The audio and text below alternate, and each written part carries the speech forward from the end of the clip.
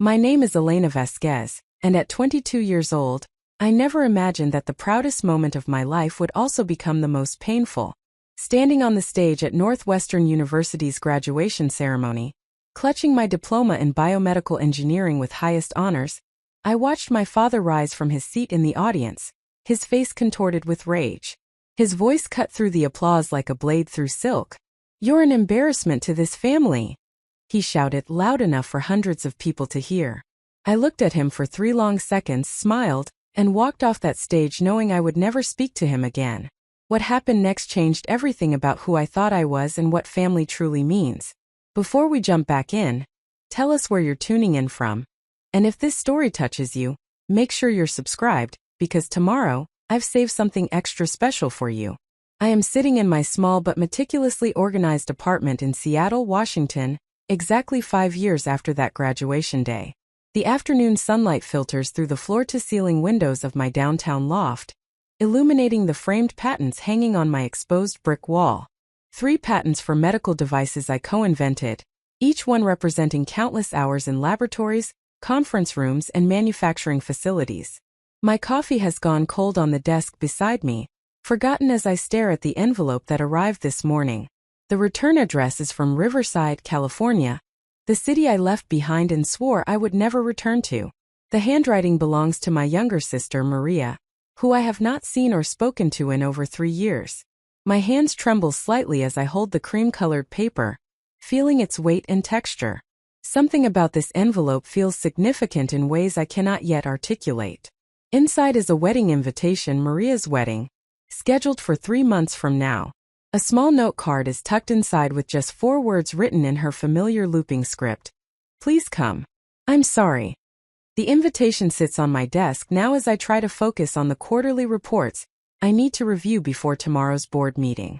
At 27, I serve as the Director of Innovation for a medical technology company that develops life-saving devices for cardiac patients. The position came earlier than anyone expected, the result of a breakthrough device I designed that reduced surgical complications by 43% in clinical trials. My colleagues respect me. My superiors trust my judgment. Industry publications have featured my work, calling me a rising star in a field dominated by people twice my age. This life I have built feels solid and real. My apartment overlooks Elliott Bay, where I can watch the ferries glide across the water on evenings when I allow myself to stop working long enough to notice. I have established routines that bring structure and satisfaction to my days. Morning runs along the waterfront before the city fully wakes. Coffee at the same corner cafe where the barista knows my order without asking. 10-hour days at the Innovation Lab where I lead a team of 8 talented engineers and researchers. Evening language classes twice a week where I have been learning Mandarin to better communicate with our manufacturing partners in Taiwan and China. I have built friendships here that matter, though I keep most people at a careful distance. My closest friend is Priya Chaudhary, a pediatric surgeon at Seattle Children's Hospital, who I met at a medical innovation conference 2 years ago. She possesses the rare combination of brilliant technical skill and genuine warmth that makes everyone around her feel valued. Priya knows pieces of my history, enough to understand why I never talk about my family, and why I work with such relentless intensity. She has never pushed for more information than I was willing to share, which is precisely why I trust her. My life contains purpose and achievement. I wake up each morning knowing that the work I do has tangible impact on real people's lives. The devices my team creates help cardiac surgeons perform procedures with greater precision and safety. We have letters from patients and their families thanking us for innovations that gave them more time with people they love. This knowledge fills spaces that might otherwise feel empty. When you have helped save lives, many other concerns feel less pressing by comparison. Yet there are dimensions of life I have systematically avoided. I do not date, declining the occasional invitation from colleagues or acquaintances with polite but firm excuses about my demanding schedule. I do not attend family-oriented company events, always finding reasons why holiday parties or summer picnics conflict with other obligations. I change the subject when conversation turns to family backgrounds or childhood memories, redirecting attention back to work topics where I feel competent and in control. Most people who know me see someone confident, focused, and successful. They observe my professional accomplishments and assume my life reflects similar success across all dimensions. What they cannot see is the careful architecture of avoidance I have constructed. I built a life in Seattle specifically because it sits nearly 1,200 miles from Riverside.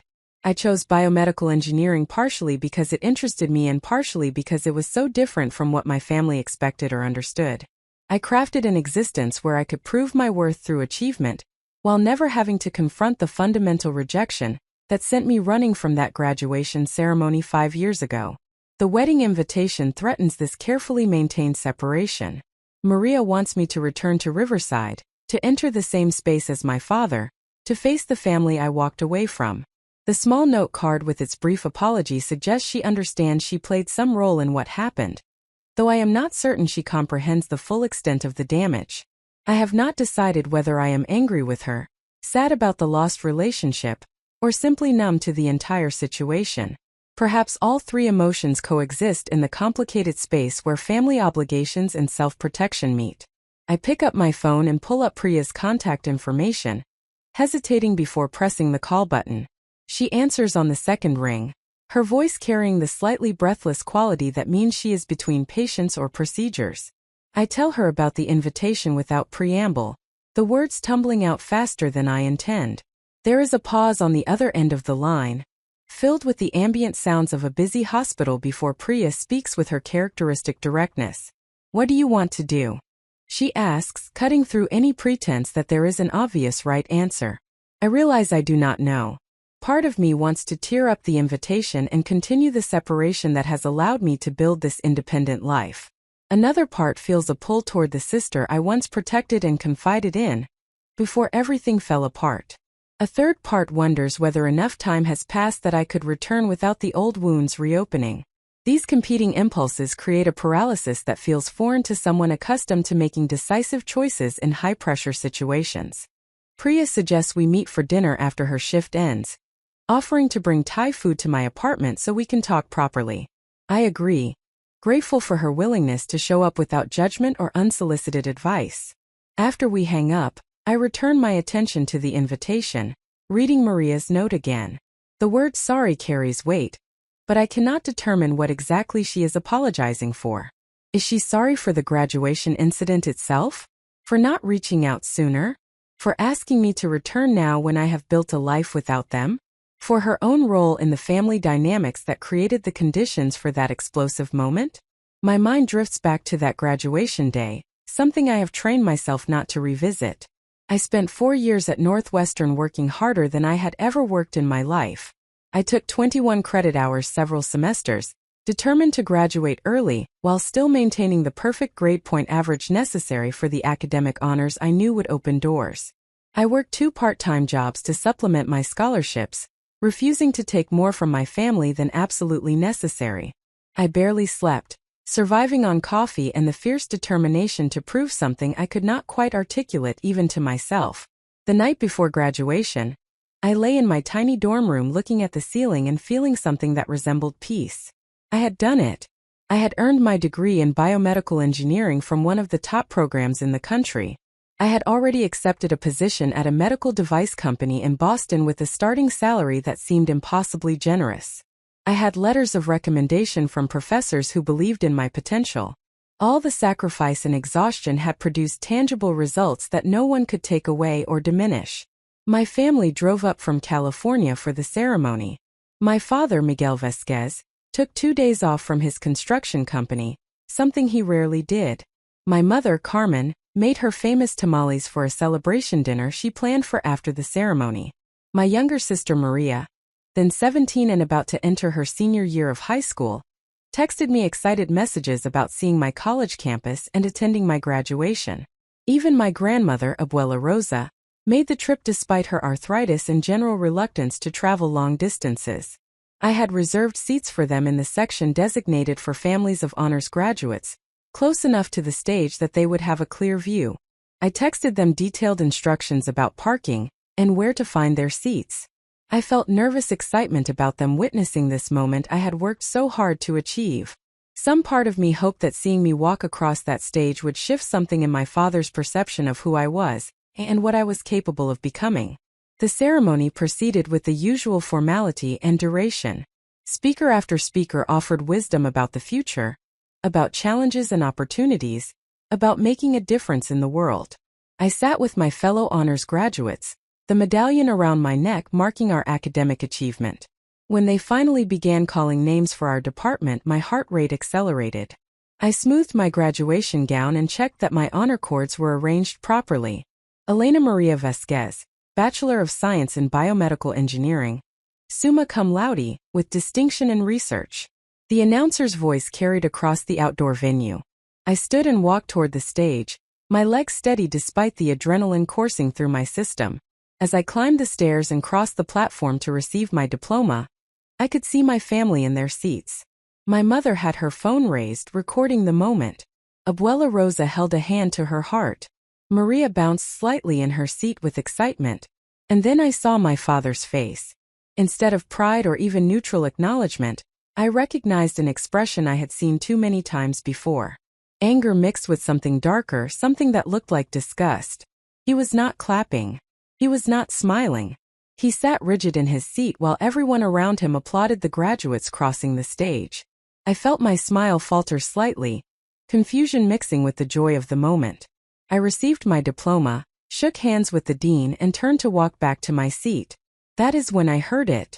My father had stood up, and in a voice that carried across the venue with shocking clarity, he shouted those words that would echo through the next 5 years of my life. "You're an embarrassment to this family." The applause died. Hundreds of faces turned toward the sound. My fellow graduates looked at me with expressions ranging from shock to pity. The dean froze mid-handshake with the next student. Time seemed to stretch in that horrible moment, expanding to hold more pain than I thought possible. I looked at my father standing there, his face red with anger that seemed completely disconnected from the ceremony happening around him. I looked at my mother, her phone now lowered, her expression stricken. I looked at Maria, who had her hand over her mouth, her eyes wide with what I hoped was horror at what our father had just done. I looked at Abuela Rosa, who appeared to be praying. Something shifted inside me in that moment. Not slowly or gradually, but with the decisive finality of a door closing. I had spent 22 years trying to earn my father's approval, trying to be good enough, trying to make choices he would respect even when they conflicted with what I wanted. I had bent myself into shapes that felt unnatural, had swallowed words I wanted to say, had made myself smaller and quieter and more compliant than my actual nature. And still, on the day of my greatest achievement, he chose to humiliate me in front of everyone who mattered in my academic world. Preparing and narrating this story took us a lot of time, so if you are enjoying it, subscribe to our channel, it means a lot to us. Now back to the story. I smiled. Not a bitter smile or a broken smile, but a genuine smile of recognition and release. I understood in that crystallizing moment that I would never please him, that nothing I achieved would ever be enough, and that continuing to try was a form of self-destruction I could no longer afford. I walked off that stage with my head high, diploma in hand, moving through the rest of the ceremony in a strange bubble of calm clarity. After the ceremony ended, I did not go to find my family. I returned to my dorm room, packed the essentials and left everything else behind. I sent a single text to my mother. "I will not be attending the dinner. Please take my things from the dorm and store them or donate them, whichever is easier. I am safe and I am leaving. Do not try to find me." Then I turned off my phone, got in my car and drove to Boston to start my new job 3 weeks earlier than planned. The company put me up in temporary housing while I searched for an apartment. I threw myself into work with an intensity that my new colleagues found both impressive and concerning. I learned everything I could about medical device development, about regulatory processes, about manufacturing and quality control. I volunteered for every challenging project, every extended deadline, every opportunity to prove my value. Work became the domain where effort produced proportional reward, where excellence was recognized rather than resented. That first year in Boston, I spoke to my family exactly once. My mother called from a number I did not recognize, reaching me before I could screen the call. She begged me to come home to talk to my father, to understand that he had been under stress and had not meant what he said. I listened quietly to her explanations and justifications before responding with words I had practiced in my mind countless times. "He meant it. I said. And even if he did not mean it in that specific moment, he has meant it in 1,000 smaller ways throughout my life. I am not coming back. I am not going to keep trying to earn love that should not have to be earned. Tell everyone I am safe and successful, and please respect that this is my choice. My mother cried. I heard my father in the background, his voice raised but not distinct enough to make out the words. I ended the call, changed my number, and did not answer when she tried to reach me again from other phones.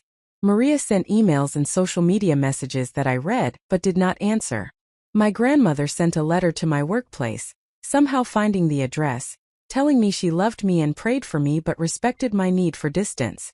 I kept that letter in my desk drawer, the only piece of family communication I could not bring myself to discard. Over the following years I changed jobs twice, each move representing a significant step up in responsibility and compensation. I relocated from Boston to San Francisco and then to Seattle, always choosing cities far enough from California that spontaneous family visits would be impractical. I built a professional reputation that opened doors others spent decades trying to access. I published papers, spoke at conferences, earned recognition from people whose opinions actually mattered to the work I cared about. I also built walls. High, thick walls that kept out pain but also kept out connection. I cultivated a persona of focused competence that discouraged people from asking personal questions or pushing for intimacy I was unwilling to offer. I dated occasionally but never seriously, always finding reasons why relationships would not work before they could become significant. I attended therapy for exactly 8 sessions before deciding the therapist wanted me to forgive my family more quickly than I was willing or able to do, and I never returned. Now Maria's wedding invitation sits on my desk, threatening the equilibrium I have spent 5 years establishing. The small card with its brief apology represents an opening I am not certain I want to step through. What if I return to Riverside and nothing has changed? What if my father is still the same man who valued his own pride over his daughter's achievements? What if my presence at Maria's wedding creates drama that ruins her special day? What if seeing everyone again reopens wounds that have barely begun to scar over? But there are other questions too, ones that surface when I let my guard down. What if Maria has grown and changed in ways that matter? What if she genuinely regrets whatever role she played in the family dynamics? What if I miss the chance to rebuild a relationship with the sister I once loved before it is too late? What if healing requires me to face what I have been running from rather than continuing to build my life around absence? Priya arrives at my apartment that evening carrying bags of Thai food and a bottle of good wine. She spreads the containers across my coffee table and settles onto my couch with the comfortable ease of someone who has been here many times before. We eat in companionable silence for several minutes before she sets down her fork and looks at me directly. "Tell me what you are really afraid of," she says. The question bypasses my usual defenses. I find myself explaining not just the graduation incident but the years that led up to it. I tell her about my father's construction business that he built from nothing, his pride in physical labor and concrete results you could see and touch. I describe how he viewed education with suspicion, seeing it as something that made people feel superior to those who worked with their hands. I explain how my interest in science and engineering felt like a betrayal to him, a rejection of everything he valued and believed about the world. I talk about the fights we had when I insisted on taking advanced placement classes instead of working more hours in his business. I describe his fury when I applied to universities out of state rather than staying close to home and attending community college. I reveal how he told me that college would make me forget where I came from, that it would turn me into someone who looked down on my own family. I explained that every achievement felt like further evidence to him that he had been right, that education had stolen his daughter and replaced her with someone he did not recognize or respect. Priya listens without interrupting, her expression thoughtful. When I finish, she asks the question I have been avoiding. What did Maria do? I close my eyes, not wanting to see Priya's face when I answer. She agreed with him. Not about the shouting at graduation but about everything that led up to it. She told me I had changed, that I thought I was better than them now. She said I had broken Mom's heart by leaving home for college. She accused me of caring more about impressing professors than about my own family. The words hurt to speak aloud, perhaps because part of me has wondered if Maria was right. Did I change in ways that created distance? Did my pursuit of education contain some element of escape or rejection? Did I choose achievement partially because it took me away from a family I found suffocating? These questions have circled in my mind during the years of separation, never finding satisfactory answers. Priya reaches across the table and takes my hand, a simple gesture of connection that nearly undoes me. You were 22 years old, she says quietly. You were supposed to be building your own life. That is what that age is for. The fact that your family could not celebrate your success says everything about them and nothing about you. Her words land with more impact than she might realize. I have spent 5 years telling myself similar things, trying to build a narrative where my choice to leave was justified and necessary. But hearing someone else say it, someone whose judgment I trust, creates a shift in how I hold the story. Maybe I was not wrong to walk away. Maybe protecting myself was not selfishness but survival. We talk late into the evening about what attending the wedding might mean and what staying away might cost. Priya does not tell me what to do, but she helps me sort through the tangled feelings until I can see them more clearly. By the time she leaves, I have not made a final decision, but I feel less trapped by the choice ahead of me.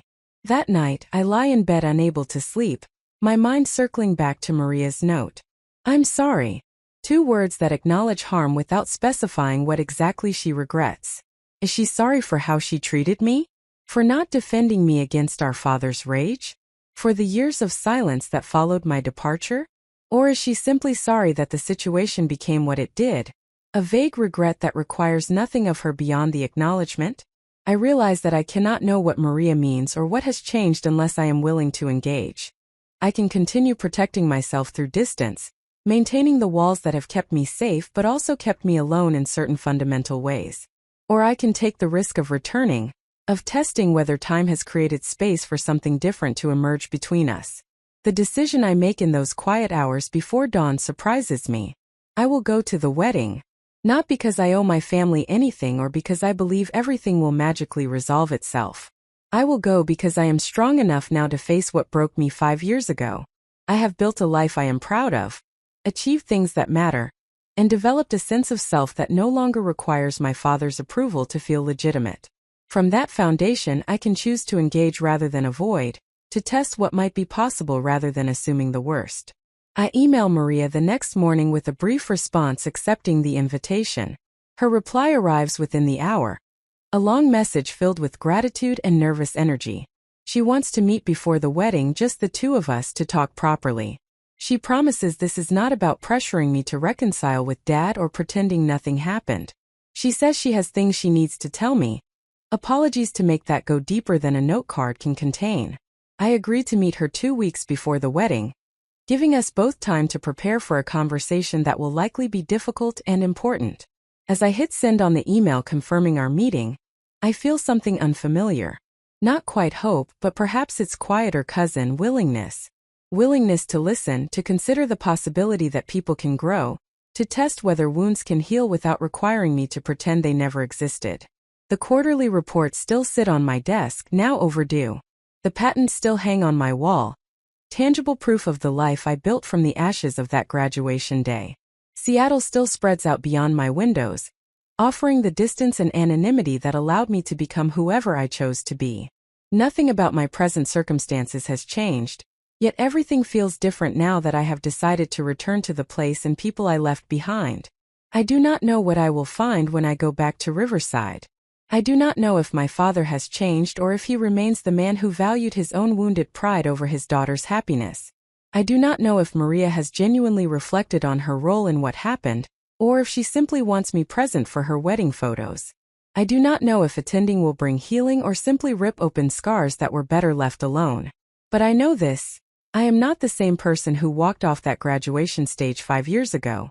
I am not the young woman desperately seeking approval from people who withheld it. I am not powerless or dependent or willing to sacrifice my well-being to maintain the illusion of family harmony. I am strong enough to face whatever comes next, and that strength comes from the very achievements my father tried to diminish. The story of what happened after I left that graduation ceremony begins here, with a wedding invitation and a choice to stop running. What I discovered in Riverside changed everything I thought I knew about my family, about myself, and about what it means to be truly free. The 2 weeks between accepting Maria's invitation and our scheduled meeting pass with peculiar velocity. Time acquires a different quality when you know a significant reckoning approaches, each day simultaneously dragging with anticipation and racing toward an uncertain future. I maintain my regular routines with deliberate focus, using work as both anchor and armor against the anxiety that threatens to surface during unguarded moments. My team at the medical technology company operates at the intersection of engineering innovation and clinical application, a space that demands both creative thinking and rigorous methodology. We currently focus on developing minimally invasive cardiac devices that can be deployed through catheter-based procedures rather than requiring open-heart surgery. The technical challenges are substantial.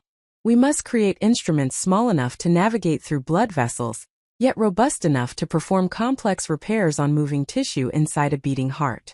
Leading this team represents the culmination of professional preparation that began long before my Northwestern graduation.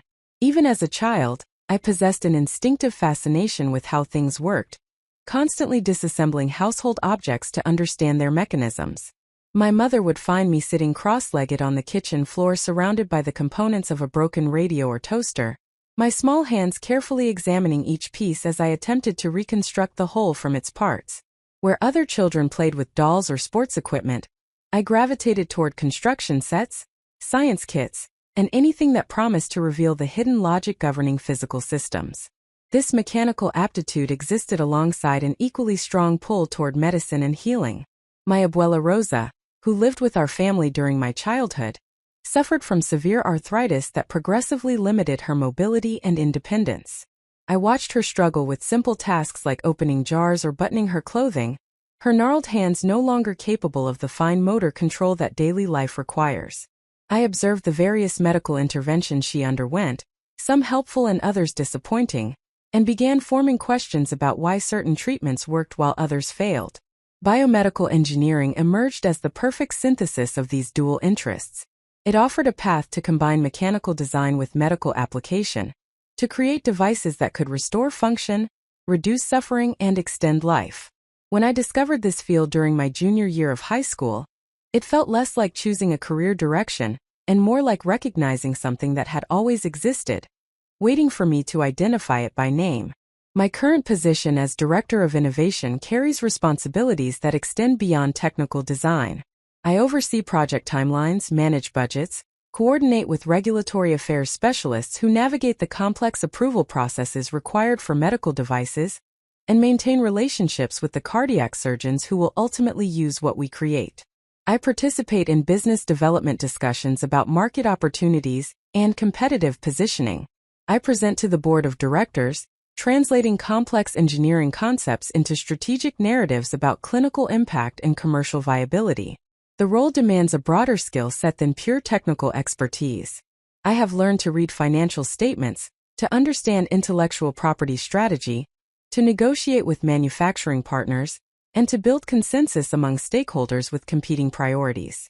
These capabilities emerged through deliberate effort rather than natural inclination. I recognized early that technical brilliance alone would not be sufficient for the career I wanted to build, so I systematically developed the complementary skills that leadership requires.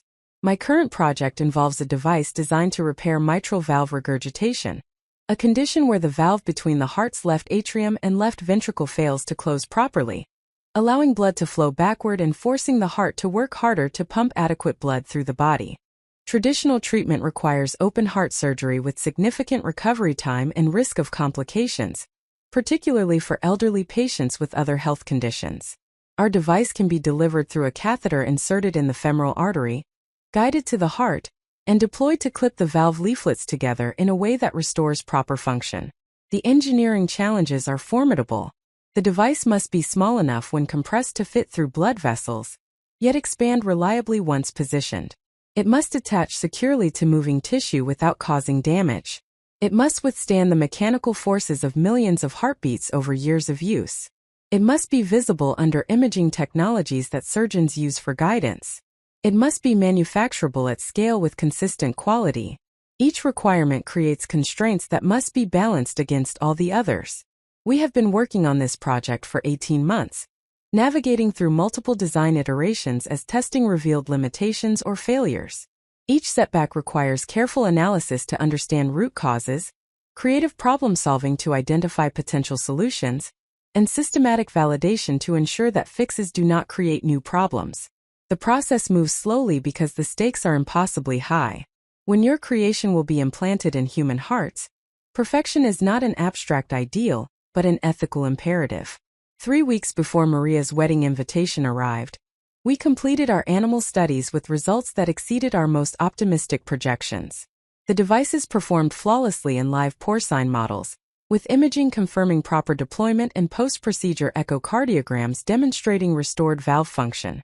The animals recovered quickly with no complications, and follow-up examinations at 1 week, 1 month, and 3 months showed sustained correction of the valve deficiency. These results position us to move toward human clinical trials, a milestone that represents years of collective effort by a team of talented engineers, designers, researchers, and medical advisors. Standing in the lab when we received the final animal study data, watching my colleagues celebrate this achievement, I felt a satisfaction so profound it nearly brought me to tears. This is what I left Riverside to do. This work, this contribution to reducing human suffering and extending life, justifies every difficult choice I made to arrive at this moment. My daily routine centers around this work in ways that sometimes concern even my dedicated colleagues. I typically arrive at the office by 7 in the morning, often before the rest of the team, using the quiet hours to review data, prepare presentations, or tackle complex problems that require sustained focus. Morning team meetings begin at 8:30, where we discuss project status, address technical challenges, and coordinate activities across different functional groups. I spend midday hours in a combination of hands-on lab work and meetings with various stakeholders.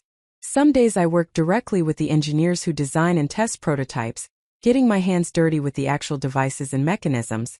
Other days I meet with regulatory specialists to discuss FDA submission strategies, with manufacturing engineers to resolve production challenges, or with clinical advisors to understand how design choices affect surgical technique. The variety keeps the work engaging even as the pace remains relentless. Afternoons often bring strategic meetings about business development, intellectual property, or longer-term research directions. I serve on several cross-functional teams that look beyond current projects to identify future opportunities and challenges. This work requires thinking about market trends, competitive landscape, technological capabilities, and clinical needs in integrated ways. I have learned to enjoy this strategic thinking even though it felt uncomfortable initially, representing a very different cognitive mode than the focused problem-solving of technical work. I typically leave the office between 6 and 7 in the evening, carrying work home with me more often than I probably should. Priya regularly scolds me about work-life balance, pointing out that sustained intensity without adequate rest leads to burnout regardless of how passionate you feel about the work. I know she is right, yet I struggle to moderate my engagement.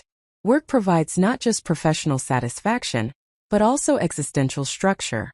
When I am focused on device design or project management, I am not thinking about family rupture or personal isolation. The work fills spaces that might otherwise echo with questions I cannot answer. My apartment reflects this work-centric existence in both obvious and subtle ways. The second bedroom functions as a home office, equipped with a standing desk, multiple monitors, and a whiteboard covered with equations and sketches from whatever problem currently occupies my thinking. Technical journals and industry publications stack on every available surface, their colorful covers creating an unintentional decorative scheme. Patent plaques hang on the walls not as decoration, but as reminders of what sustained effort can produce. The main living area maintains a more balanced aesthetic, though even here my priorities show through. The bookshelves contain mostly non-fiction, heavy on biographies of scientists and engineers, histories of medical innovation, and texts on leadership and organizational dynamics. The art on my walls consists primarily of anatomical drawings and vintage medical illustrations that I find both beautiful and intellectually interesting. The kitchen, while well-equipped, sees less use than it should, my cooking often reduced to simple meals that require minimal time and attention. I live alone and have since moving to Seattle 3 years ago. The solitude suits me, providing complete control over my environment and schedule, without need to negotiate or compromise with others. I can work late without apology, leave for the office early without coordination, and structure my non-work time according to my own preferences and energy levels. The apartment stays quiet, organized, and predictable, offering refuge from the complexity and unpredictability that defines my professional environment. Yet I recognize that this controlled solitude also represents a form of emotional management, a way to avoid the vulnerability that meaningful relationships require. It is easier to live alone than to let someone close enough to see the parts of myself I keep carefully hidden. It is simpler to maintain friendly but bounded relationships than to risk the kind of intimacy that creates both connection and exposure. I tell myself this isolation is temporary, a necessary phase while I establish my career, but I suspect it has become more entrenched than I care to acknowledge. Priya represents my closest relationship in Seattle, though even with her I maintain certain boundaries. We met at a medical innovation conference where we were both presenting research. Her work focused on surgical techniques for congenital heart defects in pediatric patients, mine on device design for adult cardiac conditions. We discovered during a coffee break that we shared not just professional interests but also similar experiences of being young women in male-dominated fields, of navigating family expectations that conflicted with personal ambitions, and of feeling perpetually torn between proving ourselves and simply doing work we cared about. Our friendship developed gradually over subsequent months, moving from occasional professional coffee meetings to more personal dinners and weekend activities. Priya possesses a directness I find both challenging and refreshing. She asks questions others avoid, points out contradictions between what I say and what I do, and refuses to accept superficial answers when she senses deeper truth waiting beneath the surface. She also respects boundaries when I establish them, never pushing harder than I can accommodate in any given moment. Priya knows I come from California and that my relationship with my family is complicated and painful, but until the evening when Maria's wedding invitation arrived, she did not know specific details about what happened. I had offered only general statements about family conflict and my need for distance, enough to explain my behavior without requiring me to revisit memories I preferred to avoid. Her response to finally hearing the full story affected me deeply, providing external validation for choices I had sometimes questioned during difficult moments. Beyond Priya, my social circle consists primarily of colleagues and professional acquaintances. I attend industry conferences and networking events, participate in professional organizations focused on medical device development, and maintain active connections with former professors and classmates who work in related fields. These relationships feel comfortable because they center on shared professional interests rather than personal revelation. We can discuss technical challenges, industry trends, and career strategies without venturing into emotional territory that makes me uncomfortable. I date occasionally, though these relationships rarely progress beyond a few casual dinners or social outings. I have become skilled at recognizing when someone wants more intimacy or commitment than I am willing to offer, and at ending things before they become complicated. This pattern troubles me sometimes, evidence of damage I have not fully addressed, but I rationalize it as realistic prioritization. Building a career at this level requires singular focus that serious relationships would dilute. There will be time for romantic partnership later, once I have achieved the professional security I seek. My relationship with my family during these 5 years of separation has consisted almost entirely of absence punctuated by occasional unwanted contact attempts. My mother tried calling several times during the first year, using different numbers after I blocked her regular phone. I never answered, allowing the calls to go to voicemail, deleting her messages without listening to them. She sent emails that I filtered automatically to a folder I rarely checked. She reached out through social media platforms until I made my profiles private and blocked family members. Maria's communication attempts followed a similar pattern, though her messages carried a different emotional tenor. Where my mother's outreach expressed primarily grief and pleading, Maria's communications mixed apology with defensiveness, hurt with anger. Her emails and messages suggested she felt rejected and abandoned, unable to understand why I had cut off contact so completely. She seemed to view my departure as punishment directed at the entire family rather than self-protection necessary for my survival. My father made no attempts to contact me, a silence that hurt more than I wanted to admit despite my anger toward him. Some part of me had hoped that time and distance might generate reflection, that he might eventually reach out with acknowledgement of how his behavior had harmed me. The absence of any such communication confirmed what I already knew but had not fully accepted. He did not believe he had done anything wrong. In his worldview, I was the one who had failed by pursuing education and achievement, instead of remaining embedded in the family and community that shaped him. Abuela Rosa sent letters periodically, using my work address since I had never provided a personal mailing address. Her letters did not push for reconciliation or take sides in family conflicts. Instead, she wrote about daily life, about changes in the neighborhood, about relatives I barely remembered, and their various life developments. She included prayers and blessings, expressions of love that asked nothing in return. I kept these letters in the same desk drawer as her initial correspondence, a small connection to family that did not demand anything I was unwilling to give. The complete separation from my family created a peculiar form of grief, different from mourning someone who has died. They continued to exist, continued to live their lives in the house where I grew up, continued to gather for holidays and celebrations that now occurred without me. I was not bereaved but estranged, not orphaned but self-exiled. This distinction mattered in ways that made the loss more complicated to process or resolve. I sometimes wondered what they told people about my absence. Did they explain that I had chosen to leave? Or did they construct alternative narratives that cast them in a more sympathetic light? Did they acknowledge the graduation incident? Or had it been rewritten in family memory as something less devastating than it actually was? Did Maria's friends know that she had a sister who no longer spoke to the family? And if so, what explanation had been provided for that rupture? These questions surface mostly during holidays, times when family connection carries particular cultural weight and expectation. Thanksgiving and Christmas especially felt hollow, celebrated if at all with Priya or other friends who also found themselves geographically separated from family during those occasions. We would gather for meals that felt more like friendly dinners than true holiday celebrations, missing the specific textures and traditions that make such occasions meaningful beyond their commercial or social aspects. I developed new traditions to fill the space where family rituals had existed. I volunteered at a food bank every Thanksgiving, finding satisfaction in contributing to something larger than my own personal concerns. I traveled during December holidays, using the time when most people focused on family to explore places I wanted to see without the crowds that typically overwhelmed popular destinations. I worked on professional development projects during long weekends when others gathered with relatives, using the quiet time to read journals, take online courses, or work on patent applications. These adaptations allowed me to function, to create a life with meaning and purpose despite the absence of family connection. Yet I recognized that I had not truly healed from what happened but rather had built elaborate structures around the wound, protecting it while also preventing it from properly closing. The invitation from Maria threatened these structures by suggesting that engagement rather than avoidance might be necessary for genuine healing to occur. In the weeks following my decision to attend the wedding and meet with Maria beforehand, I find myself revisiting memories I had worked hard to suppress.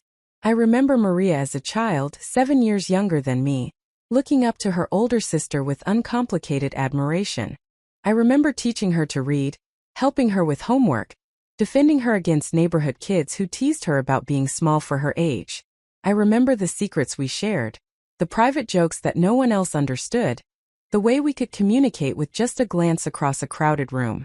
I remember when that relationship began to shift around the time I started high school and became more focused on academics and future planning. Maria was still in elementary school, wanting attention and connection that I increasingly did not have time or energy to provide. She felt abandoned, I think now with the clarity of distance and maturity, interpreting my preoccupation with school as rejection of her rather than pursuit of goals that had nothing to do with our relationship. The tension between us intensified during my college years when I came home only for brief breaks and spent most of that time working on applications, studying for exams, or preparing for the next semester. Maria was navigating her own adolescence during those years, dealing with the social complexities of middle school and high school, without the sister who had always been her primary confidant and defender. She grew closer to my parents during my absence, I learned later, particularly to my father, perhaps seeking to fill the space I had left empty. By the time of my graduation, Maria had become someone I barely recognized, or perhaps someone I had never truly known. The idealized younger sister of my memory had been replaced by a teenager whose values and perspectives aligned more closely with our father's worldview than with mine. Whether this represented genuine belief or strategic adaptation to family dynamics, I could not determine.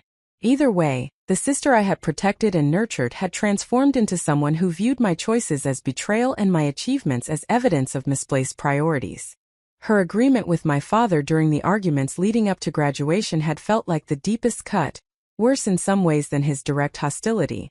I had expected conflict with my father but had foolishly imagined Maria would remain on my side, would understand why I needed to build a life beyond the narrow confines our father accepted as sufficient. Her willingness to join in condemning my choices eliminated the last safe relationship within my family, leaving me completely isolated in conflicts that had once felt survivable, because at least Maria understood and supported me. Now, 5 years later, Maria's brief apology suggests something has shifted, that time has created space for perspective she could not access at 17. I do not know whether to believe this or whether I am simply projecting my own desires onto a two-word note that might mean far less than I hope. The upcoming conversation will provide clarity, though I fear that clarity might simply confirm that too much damage has occurred for meaningful repair. I prepare for our meeting the way I prepare for difficult professional presentations, through research and mental rehearsal. I think through the questions I want to ask, the information I need to understand, the boundaries I must maintain regardless of what Maria says, or how the conversation unfolds.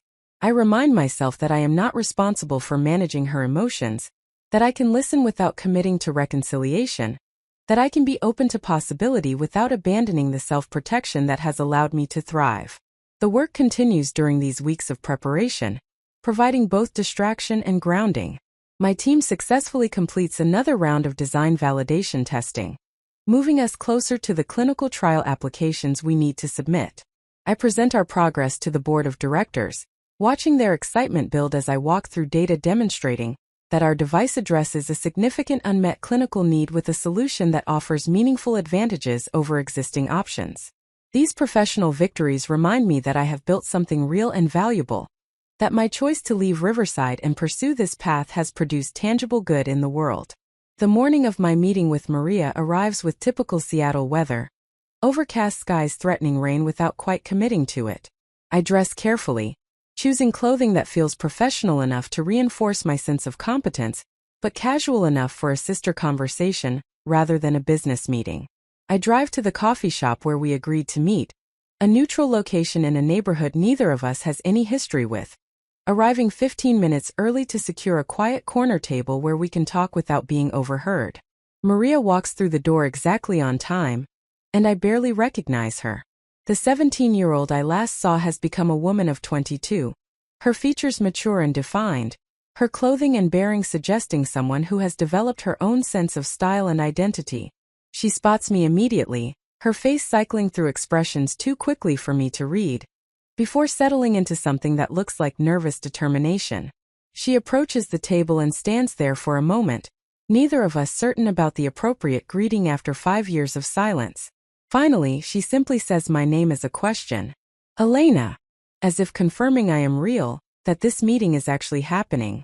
I gesture to the chair across from me, and she sits, and we begin the conversation that will determine whether the rupture that sent me running from Riverside 5 years ago might someday heal, or whether some breaks are simply too complete to ever fully mend. Maria orders a latte with an extra shot of espresso, her hands trembling slightly as she passes her credit card to the barista. I watch her from our corner table, cataloging the changes that 5 years have wrought.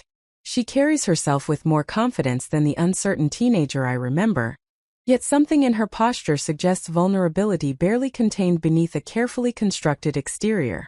When she returns to the table with her drink, she wraps both hands around the cup as though seeking warmth despite the mild temperature of the coffee shop. We sit in silence for nearly a minute, neither of us certain how to begin a conversation that carries the weight of half a decade of absence and unresolved pain. The ambient noise of the coffee shop surrounds us, other people's conversations creating a buffer of normalcy against the charged atmosphere at our small table. Finally, Maria takes a breath deep enough that I can see her shoulders rise and fall, then speaks with words that sound rehearsed but sincere. Thank you for coming. I was not sure you would agree to meet with me, and I would have understood if you had said no. Her voice carries notes of the girl I once knew layered beneath the tones of the woman she has become. I have been trying to figure out what to say to you for 3 years. And now that you are actually sitting here, everything I planned sounds inadequate or wrong. I feel my defenses activate automatically, the protective mechanisms I developed to survive in the wake of that graduation day. Part of me wants to respond with coldness, to make her feel some fraction of the pain her words and silences inflicted. Another part recognizes that this impulse comes from hurt rather than strength, that true power would allow me to engage without needing to wound in return. I choose my words carefully, aiming for honesty without cruelty. I am here because your note suggested you understand that something happened that needs to be addressed. I am not here to pretend the past 5 years did not occur or to make things comfortable for anyone. If we are going to have this conversation, it needs to be honest even when honesty feels difficult or painful. Maria nods, her eyes already beginning to shine with tears she is clearly trying to control. I know. I do not want to pretend either. I need to tell you what has been happening since you left, and I need to apologize for things I said and did not say, for ways I failed you when you needed me. She pauses, wiping at her eyes with the back of her hand in a gesture so familiar from our childhood that it creates an unexpected ache in my chest.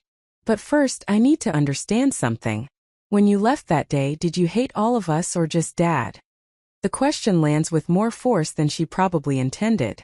I consider it seriously, trying to access memories and emotions I have spent 5 years managing through distance and avoidance. The truth is more complicated than simple hate, layered with disappointment and grief, and anger that operated on different levels toward different family members. I did not hate anyone, though I was certainly angry. With Dad, I felt something closer to despair than hate. I realized at graduation that nothing I ever achieved would be good enough for him, that he viewed my success as personal rejection rather than individual accomplishment. That recognition felt devastating, but it also freed me in some ways. I could stop trying to earn approval he was never going to give. I paused, considering how much vulnerability to show, then decide that honesty requires risk. With you and Mom, I felt betrayed.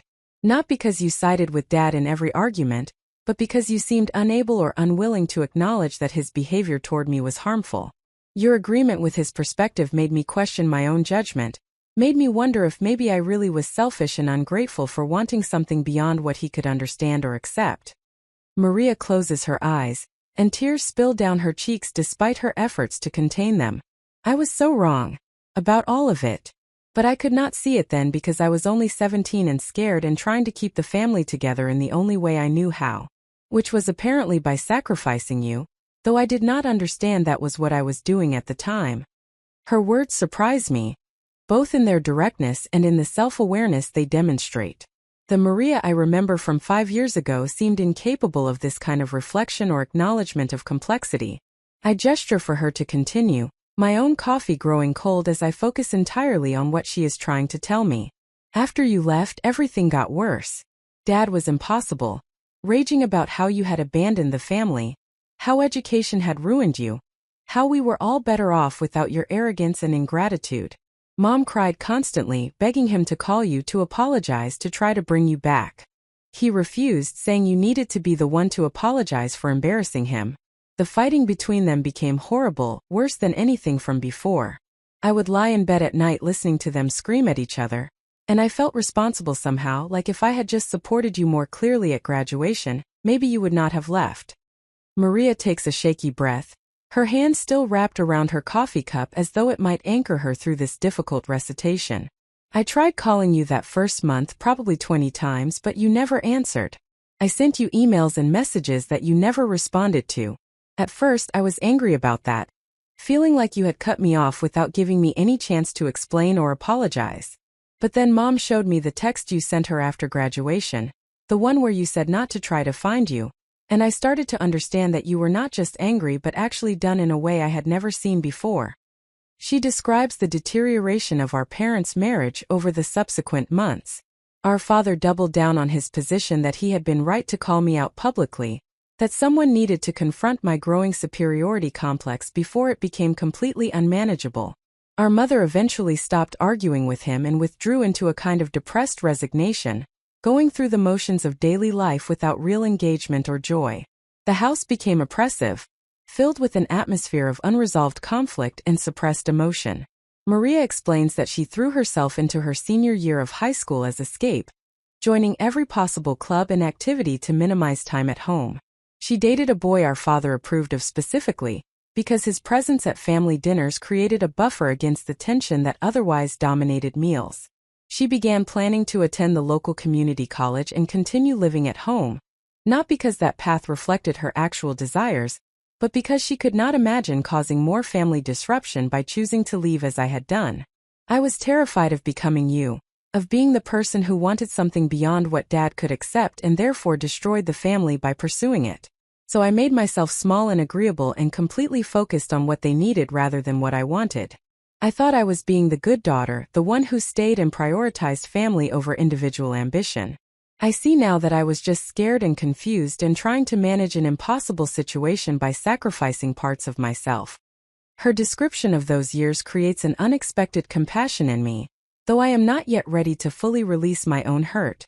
I understand intellectually that 17-year-olds cannot be expected to possess the emotional sophistication or independence to navigate complex family dynamics with perfect grace.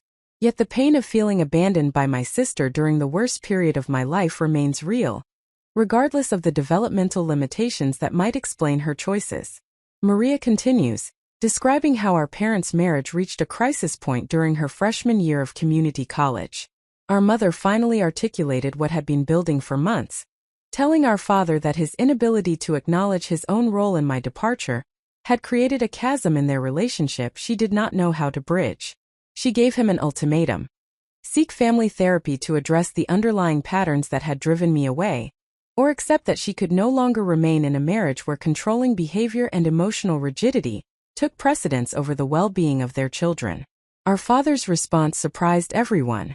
Rather than escalating into rage as expected, he went quiet for several days, barely speaking beyond necessary functional communication.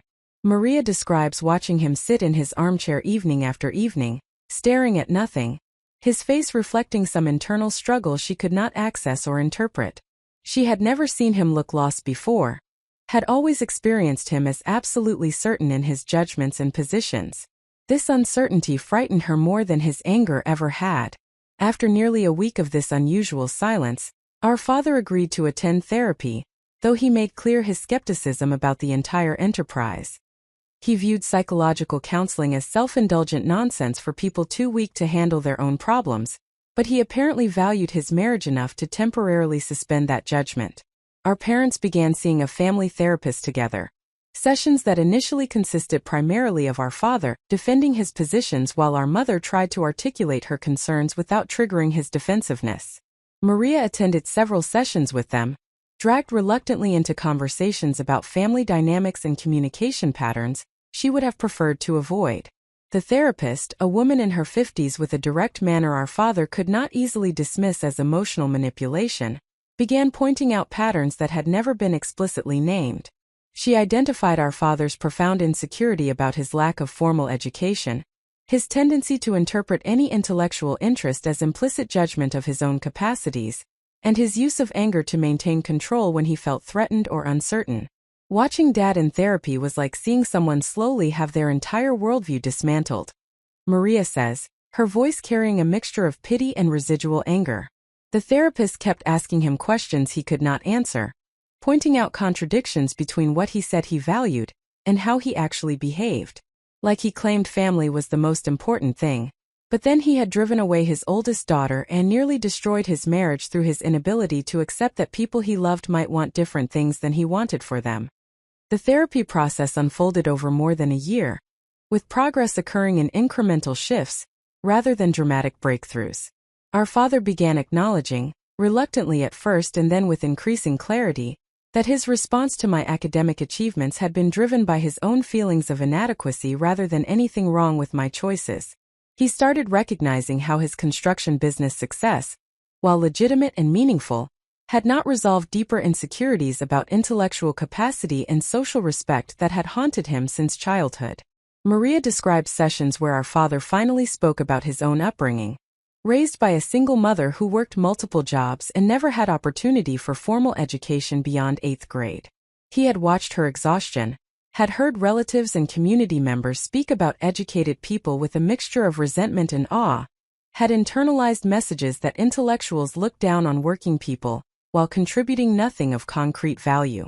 These early experiences created a framework where education represented not opportunity but threat, not expansion but betrayal of one's origins and community. The therapist helped him see that his anger at you was really anger at a world that had made him feel less than for his entire life, and that punishing you for succeeding academically was a completely backward way of addressing his own unresolved pain, Maria explains. It took months for him to really accept this, and even now I do not think he fully understands all the ways his insecurity shaped how he treated you. But he at least stopped defending the graduation incident as justified and started acknowledging that his behavior had been cruel and destructive. I listened to this with complicated feelings, trying to integrate the image of my father in therapy confronting his own wounds with the man who publicly humiliated me at my graduation. Part of me feels validation, a recognition that his treatment of me had been wrong in ways our family had previously refused to acknowledge. Another part feels angry that this growth came only after I had removed myself completely, that my presence in pain had not been sufficient motivation for self-examination. A third part wonders whether this therapeutic insight has translated into genuine change, or merely produced a more sophisticated vocabulary for justifying the same underlying patterns. Maria seems to read some of this complexity in my expression. I know you probably wonder if he has really changed or if he just learned to talk about his issues without actually addressing them. I have wondered the same thing, honestly. What I can tell you is that he is different in concrete ways. He apologized to Mom for how he handled everything with you, acknowledged that his behavior nearly destroyed their marriage, and has been actively working to change how he responds when he feels threatened or inadequate. He stopped making dismissive comments about education and has actually started reading books, if you can believe it, trying to understand perspectives beyond his own experience. She pauses, her expression becoming more hesitant, before continuing with information that clearly matters deeply. And he has been asking about you, not in the demanding way from before but with genuine interest in your life and well-being. He follows your professional work online, reads articles you have published, even watched a video of a conference presentation you gave about medical device innovation. He does not talk about it much, but I can tell he is trying to understand who you have become and what matters to you. This revelation lands with unexpected impact. I had assumed my father maintained his position that I was an embarrassment, that my achievements represented continued evidence of my misplaced priorities and rejection of family values. The idea that he has been following my career, trying to understand my work, perhaps even feeling some pride he cannot yet articulate, creates a complicated swirl of emotions I am not prepared to fully process. Maria continues before I can formulate a response. But the biggest change has been in how he relates to me. After months of therapy, I finally told him and Mom that I did not want to stay local for college, that I had been accepted to University of Oregon and wanted to go there to study environmental science. I was terrified of his response, certain he would explode the way he had with you, would accuse me of abandoning the family and thinking I was too good for them. She describes the moment with vivid detail, sitting at the kitchen table with both parents, her acceptance letter from Oregon in her hands, her entire body tense with anticipation of the conflict she expected would follow. Our father had looked at the letter for a long time without speaking, his jaw working the way it did when he was struggling with strong emotions. Then he had asked her a single question. Is this what you really want? Or are you doing it because you think you should? Maria had answered honestly that environmental science fascinated her, that Oregon had one of the best programs in the region, that she wanted the experience of living away from home and discovering who she could become in a new environment. She had braced herself for anger or rejection, but instead our father had nodded slowly and said something that surprised everyone at the table. Then you should go. I do not want you to give up your dreams because I am afraid of losing you. I already made that mistake with your sister, and I will not make it again with you. I cried, Maria says, her own eyes welling up again at the memory. I had never heard him talk that way before. Never heard him acknowledge that his fear of losing us could be driving his need to control our choices. Mom cried too. And Dad just sat there looking uncomfortable but determined, like he was forcing himself to stay present with emotions he would normally shut down or convert into anger. She attended University of Oregon, majoring in environmental science with a focus on sustainable water management systems. She thrived there, both academically and socially, discovering passions and capabilities she had never had space to explore while living under the weight of family tension. She met her fiancé, David, during her junior year in a class on ecosystem restoration. He shared her interests in environmental sustainability and possessed the kind of steady, supportive presence that helped her continue working through the family trauma she was only beginning to fully understand. Throughout her college years, Maria maintained regular contact with our parents, visiting home during breaks and talking with them weekly. She watched our father continue working on himself, attending therapy even after our mother felt they had made sufficient progress to pause couples counseling. He joined a men's group at their church focused on emotional health and relationship skills, something Maria never imagined he would consider, let alone actively pursue. He began reaching out to friends and extended family members he had alienated through similar patterns of control and rigidity, making amends where possible and accepting when some relationships had been too damaged to repair. "I think losing you broke something in him that needed to break," Maria says quietly. "Not in a way I would wish on anyone, but in the sense that his old patterns stopped working and he had to either evolve or lose everything he claimed to value. He chose evolution, which I know does not undo the harm he caused you, but it does mean something about his capacity for change." I absorbed this information slowly, trying to reconcile the man Maria describes with the father I knew, the one whose approval I sought desperately and never received, the one who responded to my greatest achievement with public humiliation rather than pride. The cognitive dissonance creates a kind of vertigo, a sense that the ground beneath my understanding of family history has shifted in ways I am not certain how to navigate. "Why did you wait 3 years to reach out again?" I asked, the question emerging with more sharpness than I intended. If Dad was changing and doing all this therapeutic work, if you were understanding things differently, why did you maintain the same silence he imposed? Maria flinches slightly but holds my gaze. Because I needed to grow up enough to understand what I had done and why it was wrong. At 19, I could see that Dad's behavior at your graduation had been terrible, but I still had not fully reckoned with my own role in everything that led up to that moment. I told myself I had just been a kid caught in an impossible situation, which was partially true but also let me avoid accountability for my own choices. She explains that therapy for herself, separate from the family sessions, helped her recognize patterns she had absorbed from our father.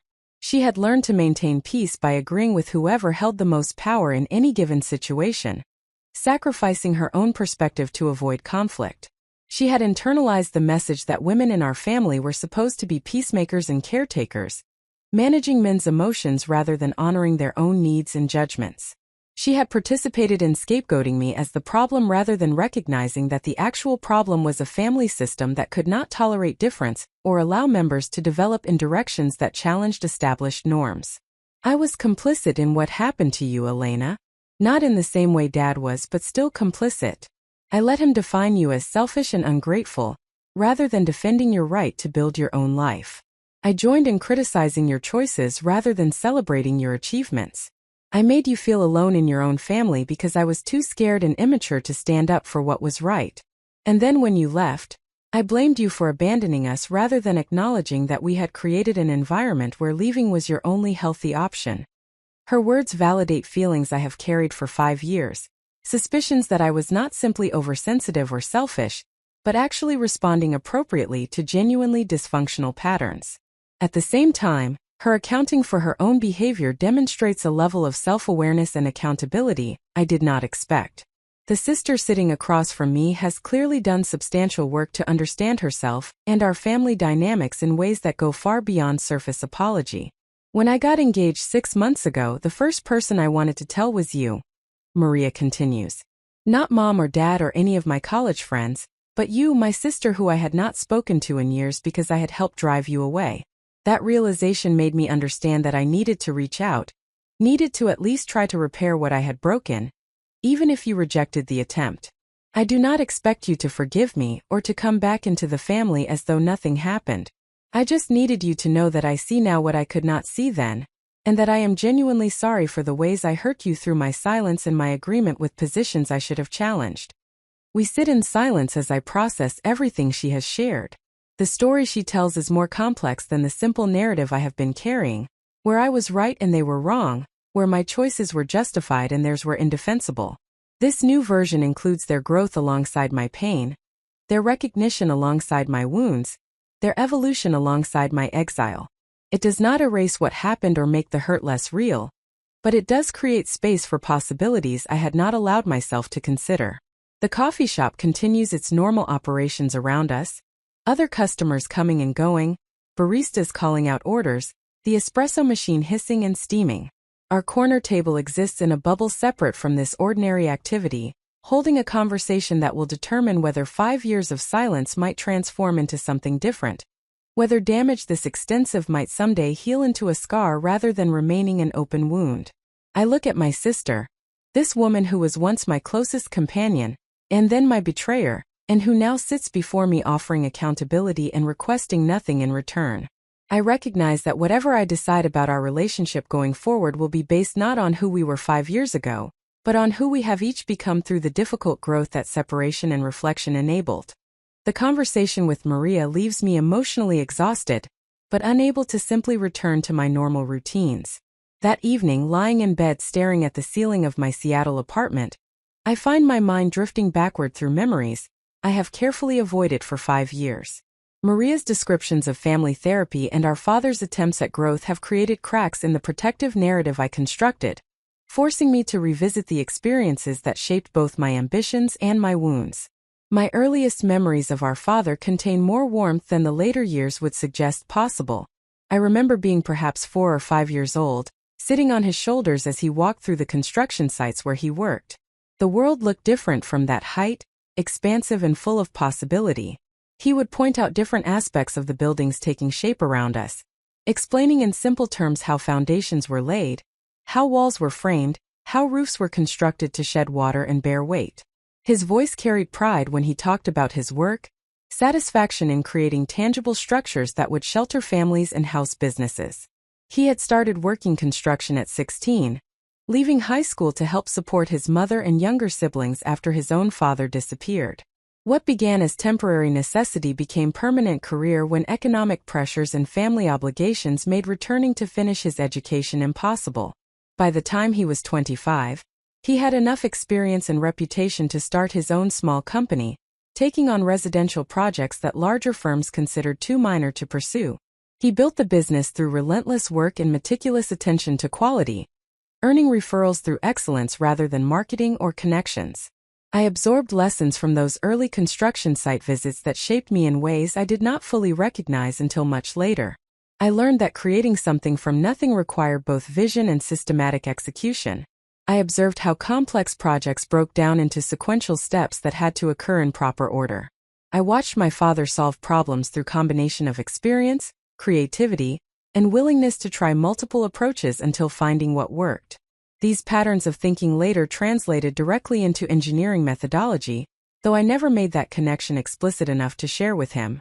Our relationship began shifting when I started elementary school and displayed obvious academic aptitude. Teachers sent home notes praising my reading comprehension, my mathematical reasoning, my curiosity about how things worked. My mother beamed with pride, posting my schoolwork on the refrigerator and bragging to relatives about her daughter's intelligence. My father's responses were more complicated, mixing pride with something I could not then identify but now recognize as discomfort or even threat. He began making comments, casual at first but increasingly pointed, about how school smarts were different from real-world capability.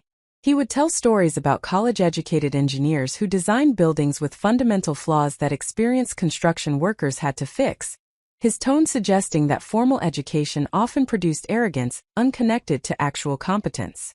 When I received awards for academic achievement, he would congratulate me but then pivot quickly to reminding me not to let success go to my head, to remember where I came from, to stay humble and grounded. I felt confused by these mixed messages, uncertain whether I was supposed to be proud of my achievements or ashamed of them. My mother seemed to think my academic success was wonderful and important. My father seemed to think it was acceptable in small doses but dangerous if taken too seriously.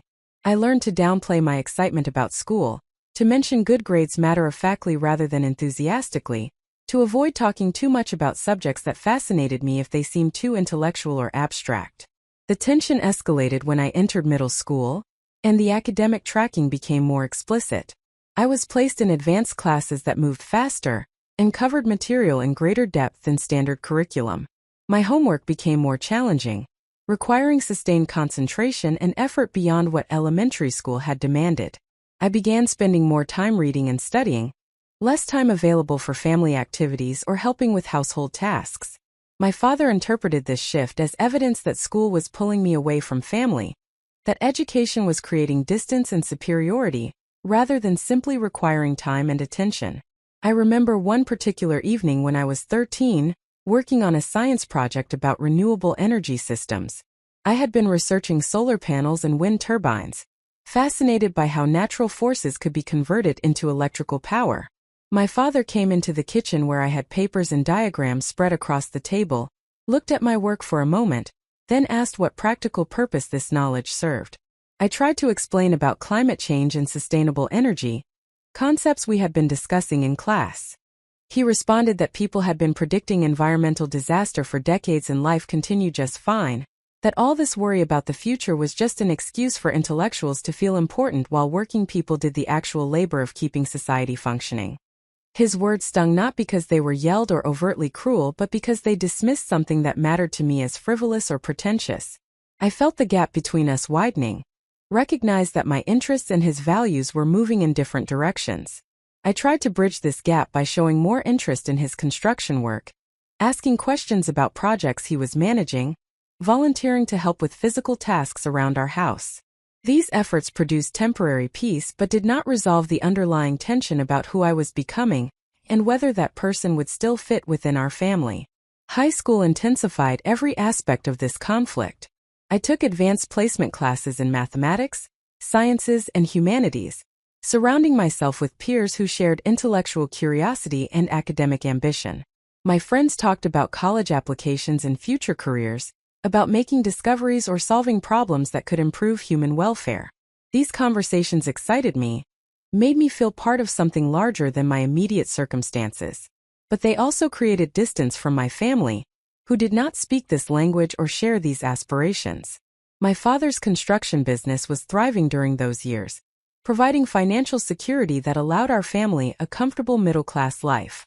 We lived in a nice house in a good neighborhood, took occasional vacations, never worried about basic necessities. Yet my father carried a chip on his shoulder about social status, particularly regarding people with advanced education or professional careers.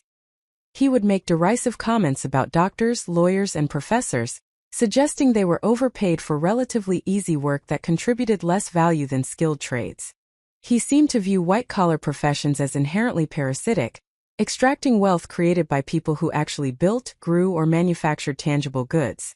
I began to understand that my academic success represented more than individual achievement in his eyes. It symbolized potential entry into the class of people he resented, movement away from working-class identity and solidarity. My interest in attending university, particularly schools far from home, felt to him like rejection of our family's values and community. He could not see that I was simply developing my own capacities and following my own interests, that growth and differentiation were natural rather than betrayal. The college application process became a battleground. My father wanted me to attend community college locally, live at home, and perhaps eventually transfer to a state school if I still felt I needed a 4-year degree. He argued this approach would be financially responsible and would keep family relationships intact. He did not explicitly forbid me from applying to other schools, but he made clear his disapproval and disappointment when I began researching out-of-state universities with strong engineering programs. My mother occupied an uncomfortable middle position, wanting to support my ambitions but also wanting to maintain peace with my father. She would encourage me privately, helping me gather application materials and write essays, then retreat into silence when my father voiced his objections to my plans. I felt angry with her for this inconsistency, though I understand now that she was navigating her own difficult position with limited power to challenge my father's authority within our family structure. I applied to 10 universities including Northwestern, MIT, Stanford, and several other top engineering programs. My grades, Test scores and extracurricular activities created a strong application profile. I knew I needed substantial financial aid to make attendance possible regardless of where I was accepted, since my father made clear he would provide minimal support for what he viewed as unnecessary and pretentious educational choices. I spent months perfecting scholarship applications, writing essays about my passion for biomedical engineering, explaining how I wanted to use technical knowledge to improve human health and reduce suffering. The acceptance letters began arriving in spring of my senior year. Northwestern offered the most generous financial aid package, including full tuition coverage through a combination of merit scholarships and need-based grants. The offer meant I could attend with only minimal loans for living expenses, making it financially viable despite my father's refusal to contribute significantly. I remember holding that acceptance letter, feeling simultaneously elated and terrified, understanding that accepting it would mean definitively choosing my path over my father's preferences. My father's reaction when I told my parents about the acceptance and my intention to attend was worse than I had anticipated. He did not yell initially but rather went cold and distant, barely speaking to me for several days. When he finally addressed the issue directly, he told me I was making a mistake I would regret, that I was choosing strangers and institutions over family, that I would discover too late that education without character and loyalty was worthless. He said that if I left for Northwestern, I should not expect them to welcome me back when I inevitably realized my error. My mother cried and begged him to reconsider, to support my choice even if he disagreed with it. Maria, then only 13, watched these conflicts with wide frightened eyes, not understanding the complexity of what was happening but absorbing the emotional intensity. My grandmother tried to mediate, reminding my father that he had left school at 16 to work, and maybe he should not project his own complicated feelings about education onto his daughter's different circumstances. Her intervention only made him angrier, feeling ganged up on in his own home. I left for Northwestern that fall with a mix of excitement and guilt that made the achievement bittersweet. The university was everything I had hoped, challenging and stimulating, and full of people who shared my intellectual interests. But the family rupture I had created by choosing this path shadowed even my happiest moments. I called home weekly at first, conversations that were stilted and brief, dominated by my mother's updates about mundane household matters while my father remained conspicuously absent from the phone. Maria would sometimes get on the line, chattering about middle school dramas that felt disconnected from my new reality, both of us struggling to maintain connection across the distance. My father's construction business faced increasing challenges during my college years. The 2008 financial crisis and subsequent recession severely impacted residential construction, drying up projects and creating intense competition for the limited work that remained. My father had to lay off most of his crew, taking on jobs himself that he previously would have delegated, working longer hours for lower margins. The financial stress compounded the emotional tension around my absence, my education becoming another luxury the family was sacrificing to support, while he struggled to keep his business viable. I worked multiple jobs throughout college to minimize the burden I placed on anyone. I tutored other students in mathematics and physics. I worked in the university library reshelving books and managing checkout systems. I took on research assistant positions that paid modest stipends while providing valuable experience. I applied for every scholarship and grant I could find, winning enough to cover most expenses beyond tuition. I refused to ask my parents for money even when I struggled, viewing financial independence as both practical necessity and moral obligation given my father's opposition to my choices. The academic work itself was demanding but deeply satisfying. I loved the systematic rigor of engineering problem-solving, the way complex challenges could be broken down into manageable components that built toward comprehensive solutions. I excelled in my courses while also developing broader interests through general education requirements. I took classes in philosophy, literature, and social sciences that exposed me to ways of thinking about the world that my previous education had not provided. I began understanding myself not just as someone good at math and science but as an intellectual in the fuller sense, someone who asked questions about meaning and value alongside questions about mechanism and function. My relationship with Maria deteriorated during these years through combination of distance and developmental divergence. She entered high school dealing with normal adolescent challenges, while also managing the family stress created by our father's financial struggles and his ongoing resentment about my absence. She began aligning more closely with his perspective, perhaps as survival strategy or perhaps as genuine belief, criticizing my choices when we spoke and suggesting I had become someone different from the sister she remembered. I felt hurt by her inability to understand or support what I was trying to accomplish, not recognizing that expecting sophisticated understanding from a teenager managing her own difficult circumstances was unrealistic. I came home for brief visits during winter and summer breaks, stays that were tense and uncomfortable despite everyone's efforts to maintain normalcy. My father would ask perfunctory questions about my classes but showed no genuine interest in what I was learning. He never asked about my research or my career aspirations, topics that dominated my thoughts and conversations with friends at school. The message was clear. The life I was building mattered to me but not to him, was perhaps even offensive to him in its implied rejection of values he held sacred. During my junior year, I began working in a research laboratory focused on cardiac devices, an experience that crystallized my career direction. The professor leading the lab had developed a valve repair device that was undergoing clinical trials, and I assisted with data analysis and design refinements. I observed how engineering innovation could translate into concrete medical benefit, how technical excellence in device design determined whether patients recovered smoothly or experienced complications. This work made abstract engineering principles feel urgently meaningful, connected to human suffering and survival in ways that demanded the highest level of care and precision. I threw myself into this research with intensity that concerned even my dedicated professors. I worked late nights and weekends, learning everything I could about cardiac anatomy, device mechanics, regulatory requirements, and clinical outcomes. I began imagining a career where I could contribute to this field, developing innovations that would save lives and reduce suffering on significant scale. This vision sustained me through the isolation and family estrangement, providing purpose larger than my personal pain. By my senior year, I had co-authored 2 papers published in engineering journals, unusual productivity for an undergraduate. I had been accepted to present research at a national biomedical engineering conference. I had received job offers from medical device companies before even graduating. These achievements represented validation that my choices had been right, that the sacrifice of family approval had produced meaningful results that justified the cost. Yet part of me remained a child seeking her father's pride, wishing he could see what I had accomplished and recognize its value. The graduation ceremony was supposed to be the moment of vindication, proof that I had successfully navigated the path I chose despite his opposition.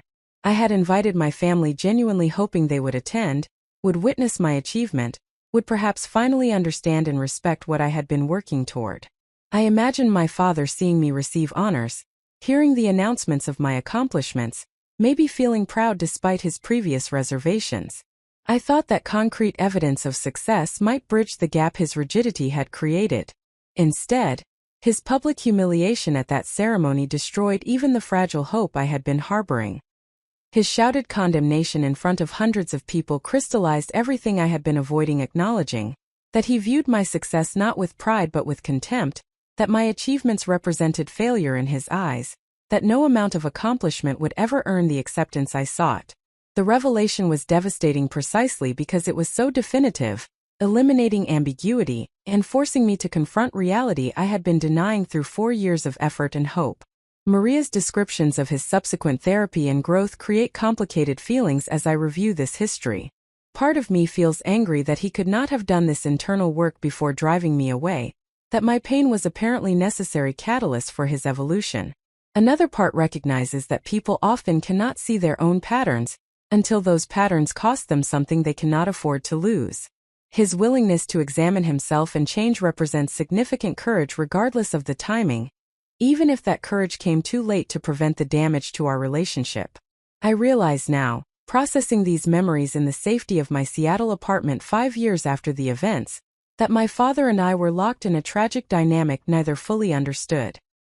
His insecurity about his own limited education made my academic success feel threatening rather than celebratory. My need for his approval made his disapproval more painful than it might otherwise have been. We were each responding to wounds and fears rooted in our different experiences, unable to see past our own defensiveness to recognize the other's humanity and pain. My mother's role in this dynamic also becomes clearer with distance and maturity. She was not simply weak or complicit but rather trapped in her own way, loving both her husband and her daughter while lacking power to bridge the gap between us. She had her own history of subordinating her needs to male authority, patterns absorbed from her own upbringing in a traditional family where women's roles centered on supporting and accommodating, rather than asserting and demanding. Expecting her to challenge my father more forcefully meant expecting her to overcome decades of conditioning, a reasonable hope perhaps but not a realistic expectation. And Maria, 13 years old when I left for college and 17 when I walked away from graduation, was simply a child caught in an impossible situation created by adults. Her alignment with our father's perspective represented her own survival strategy, in an environment where taking my side would have made her life unbearable. I had asked her to be braver and more mature than her developmental stage and circumstances allowed, then judged her harshly when she failed to meet expectations I myself might not have been able to meet in her position. These realizations do not erase the pain or make the years of estrangement less real, but they create space for understanding that complicates the simple story I have been telling myself.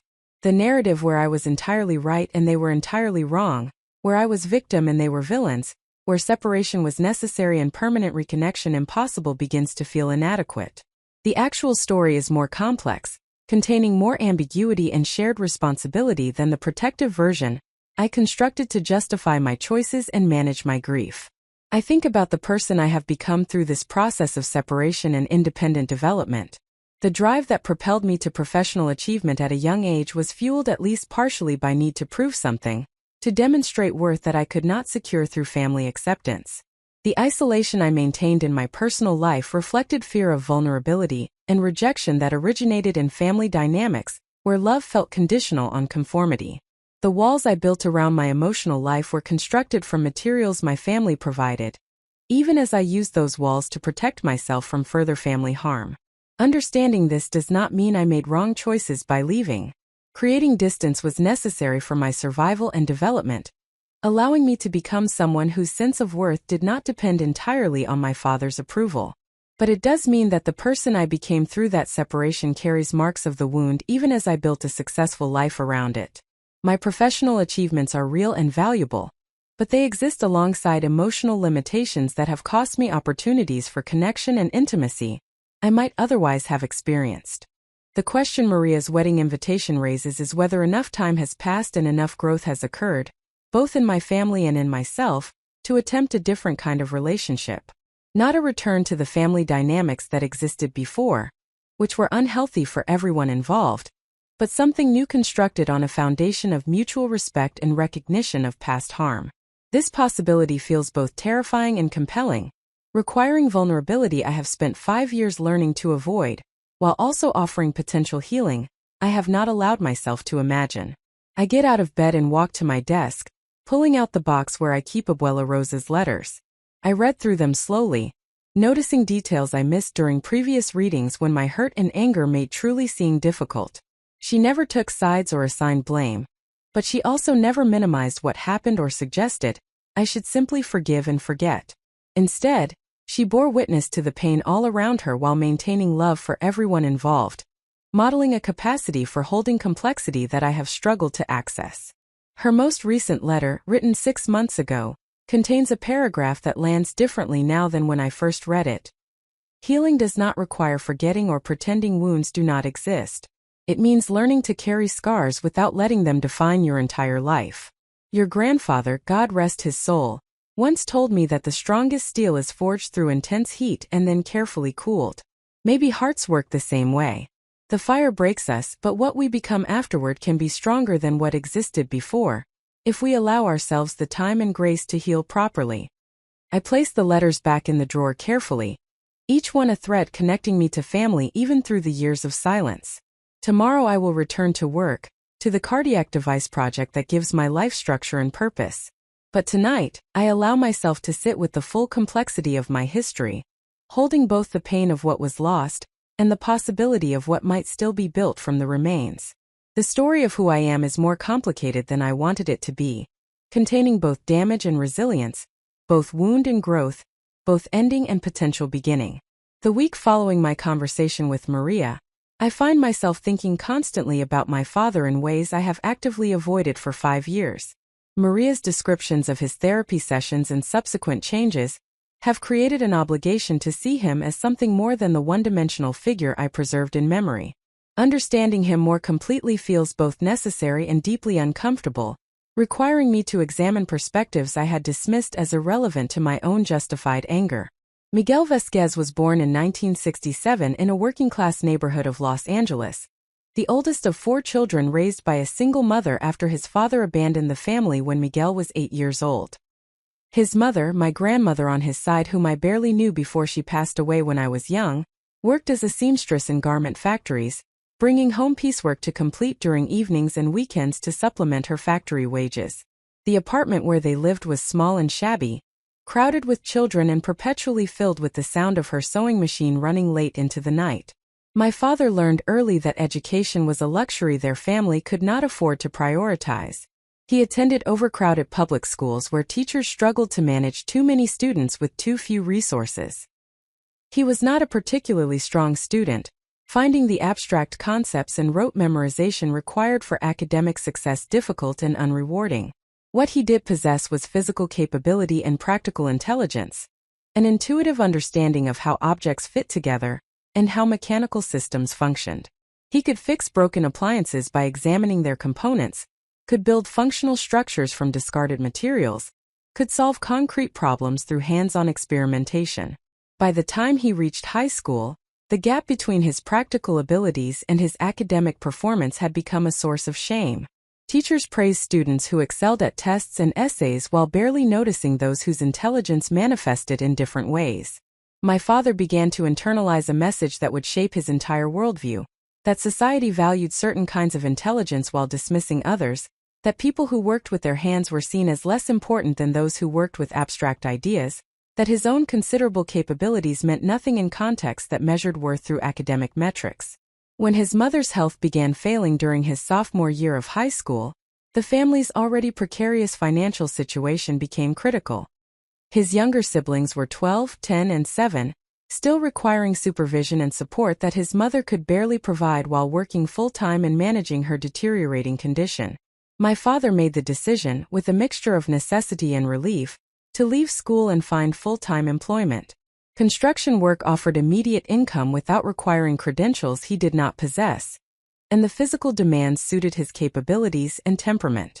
He started as a general laborer on residential construction sites, doing the grunt work that no one else wanted. He carried materials, mixed concrete, cleaned up debris, and absorbed everything he could learn by watching more experienced workers.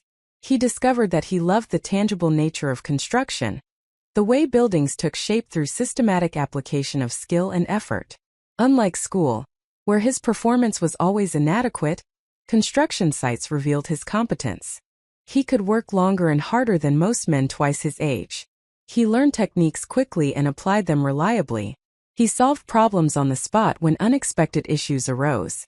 Within 3 years, he had advanced from general laborer to skilled carpenter, earning respect from contractors and journeymen who recognized his dedication and ability. By 21, he was supervising small crews and managing aspects of job sites. He began dreaming of starting his own company, of being the one who made decisions and reaped profits rather than simply executing others' visions. He saved money aggressively, living in cheap apartments and driving old vehicles, dedicating every spare dollar toward the capital he would need to launch his own operation. He met my mother, Carmen, when he was 23 and she was 21. She was working as a receptionist at a medical office, saving money to attend community college with hopes of eventually becoming a nurse. She came from a similar working-class background, but with more emphasis on education and professional aspiration. Her parents had immigrated from Mexico with determination to provide their children opportunities they themselves never had. They viewed education as the primary vehicle for upward mobility, and instilled in their children the belief that academic achievement would open doors that remained closed to those without credentials. The relationship between my parents was passionate but complicated from the beginning. My mother admired my father's work ethic and his ambition to build something of his own. My father appreciated my mother's warmth and her belief in his capabilities. But tensions existed around their different relationships to education and social mobility. My mother wanted to pursue nursing school and encouraged my father to consider getting his GED and perhaps taking some business classes. My father felt defensive about these suggestions, interpreting them as criticism of his choices rather than genuine interest in expanding his options. They married when my mother became pregnant with me, a development that altered both of their trajectories. My mother postponed her nursing school plans indefinitely, focusing instead on preparing for motherhood and supporting my father's business aspirations. My father accelerated his timeline for starting his construction company, motivated by impending fatherhood to take risks he might otherwise have delayed. He secured his contractor's license, established his business legally, and began bidding on small residential projects. The early years of his business were characterized by intense struggle and incremental progress. He worked brutal hours, often starting before dawn and continuing past dark, doing much of the physical labor himself to minimize costs. He underbid competitors to secure projects, accepting thin margins in exchange for building reputation and references.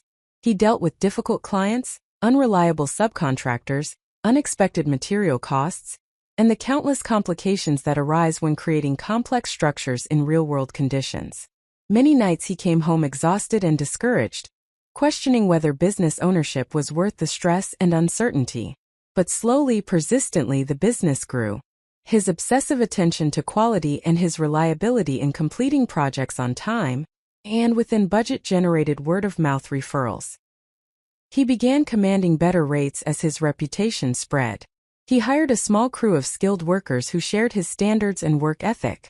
By the time I was in elementary school, Vasquez Construction had become a respected name in residential building and remodeling within our region. We moved from a small rental apartment to a modest house in a decent neighborhood, tangible evidence of my father's success in building something from nothing. This success was deeply meaningful to my father in ways that shaped how he viewed the world and his place in it. He had proven that formal education was not necessary for creating value or achieving financial security. He had demonstrated that practical intelligence and relentless effort could produce results that academic credentials could not guarantee. He had built a business and a reputation through his own capabilities, without help from institutions or systems that had written him off as inadequate. These accomplishments formed the foundation of his identity and his philosophy about what mattered in life. Yet underneath this success and pride existed persistent insecurity that he could never fully resolve. He remained acutely aware that many people viewed construction workers as less intelligent or less valuable than professionals with college degrees. He attended school functions and community events where other parents discussed their careers as doctors, lawyers, engineers, or business executives, and he felt the subtle condescension in how they responded when he described his work. People praised the results of construction but often seemed to view those who performed it as intellectually limited, as people who worked with their hands because they lacked capacity for more sophisticated endeavors. This insecurity was compounded by his awareness that his own children would have educational opportunities he never had. He wanted them to have options, to be able to choose their paths rather than having those paths determined by economic necessity. Yet he also feared that education would create distance between them, would make his children into people who looked down on their father and the work that had provided for them. This fear was not entirely irrational given the class dynamics he had observed throughout his life, where educated children often did develop contempt for their working-class parents' supposedly limited worldviews. When I began displaying strong academic aptitude, my father experienced profoundly mixed emotions. Part of him felt pride that his daughter possessed capabilities he lacked, that she might have opportunities to pursue paths closed to him. But another part felt threatened, worried that my academic success would validate the meritocratic narratives that had always made him feel inadequate. If intelligence and worth were truly measured by academic achievement, then what did that say about him and the life he had built? If I succeeded through education in ways he could not, would that prove that his skepticism about formal schooling had been defensive rationalization rather than legitimate critique? These internal conflicts manifested in the mixed messages he sent throughout my childhood and adolescence. He would congratulate me on academic achievements, but then immediately warn against letting success make me arrogant or disconnected from my roots. He would encourage me to work hard but then suggest that too much focus on school was unhealthy or unbalanced. He would express pride in my abilities, but then make disparaging comments about educated people's impracticality or pretension. Each message contained both genuine feeling and defensive protection, his complicated emotions creating confusion about whether my achievements were something to celebrate or something to be wary of. My father's relationship to intellectual and professional elites was particularly fraught. He had spent decades working for clients who had advanced degrees and prestigious careers, people who hired him to build or renovate their homes. Many of these clients treated him with respect, appreciating his skill and valuing his input on design and construction decisions. But others treated him as a servant, someone who existed to execute their visions without offering opinions or expertise.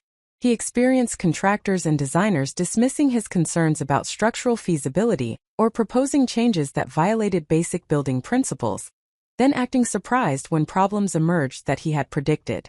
These experiences reinforced his belief that formal education often produced arrogance unconnected to actual competence, that credentials did not necessarily correlate with practical intelligence or sound judgment.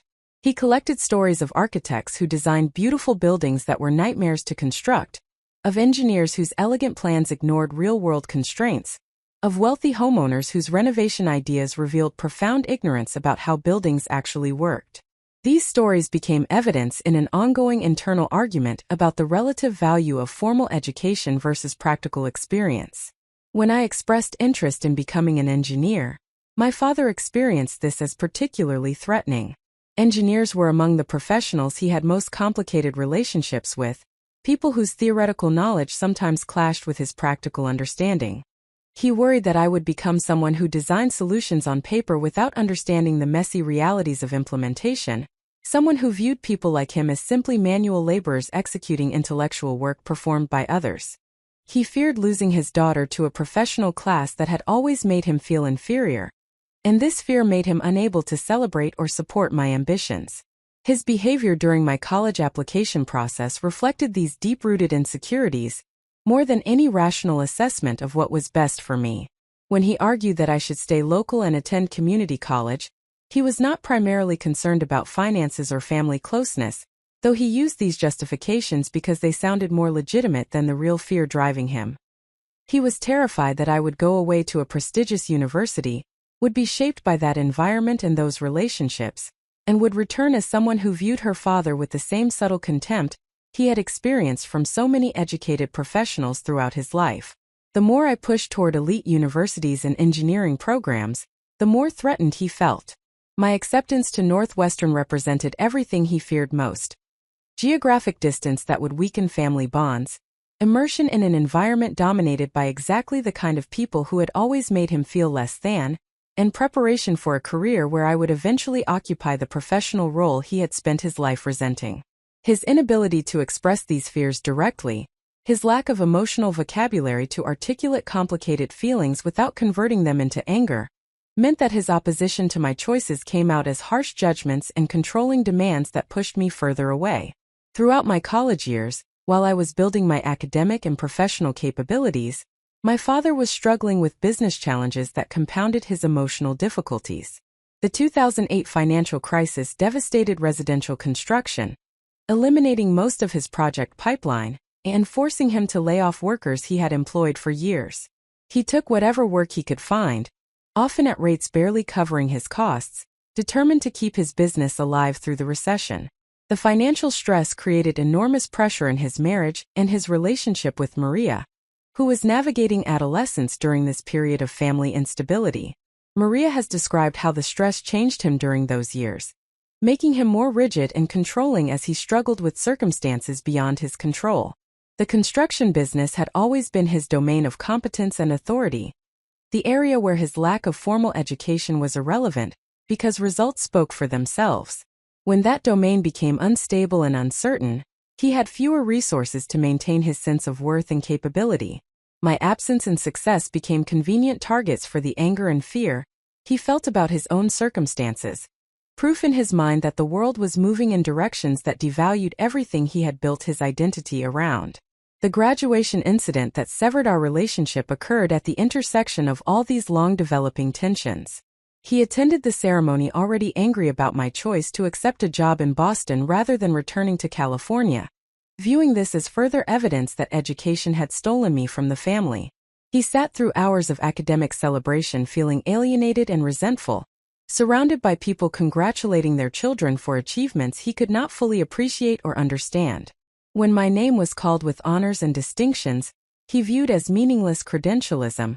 Something inside him snapped. His public denunciation was not planned or premeditated, but rather an explosive release of years of accumulated fear, resentment, and grief about losing his daughter to a world he had always felt excluded from. In that moment, he genuinely believed I had become an embarrassment to the family, not because of anything I had actually done, but because my success represented validation of a system that had always judged him inadequate. He was attacking not just me but everything I had come to represent in his mind: the superiority of intellectual work over manual labor, the legitimacy of credentialed expertise over practical experience, the primacy of individual achievement over family loyalty. The aftermath of that incident forced him to confront aspects of himself he had avoided examining for 5 decades. My complete departure, my refusal to engage or negotiate, eliminated the possibility of continuing the dysfunctional patterns that had characterized our relationship. He could no longer tell himself that the conflict was about my choices rather than his responses, that the problem was my arrogance rather than his insecurity. My mother's ultimatum and threat of divorce made clear that his behavior had consequences he could not accept, that his patterns were destroying not just his relationship with me, but his entire family structure. Maria's descriptions of his therapy process suggest it was profoundly difficult and disorienting. Acknowledging that his treatment of me had been driven by his own unresolved wounds, rather than legitimate concerns about my character, required dismantling the defensive narratives he had constructed over decades. Recognizing that his insecurity about his lack of education had poisoned his relationship with his daughter demanded accepting vulnerability he had spent his adult life avoiding. Understanding that his fear of losing me had caused him to drive me away required confronting the tragic irony of how defensive patterns often create the very outcomes they are designed to prevent. Yet, according to Maria, he has done this work with the same stubborn determination that built his construction business. He attended therapy consistently even when sessions left him emotionally raw and exhausted. He read books about emotional intelligence and family dynamics, subjects he previously would have dismissed as psychological nonsense. He joined a men's group at their church focused on emotional health, allowing other men to see his struggles and vulnerabilities. He reached out to people he had alienated through similar patterns of rigidity and control, making amends where possible and accepting when damage was irreparable. Most significantly, he changed his behavior toward Maria when she expressed desire to attend university out of state.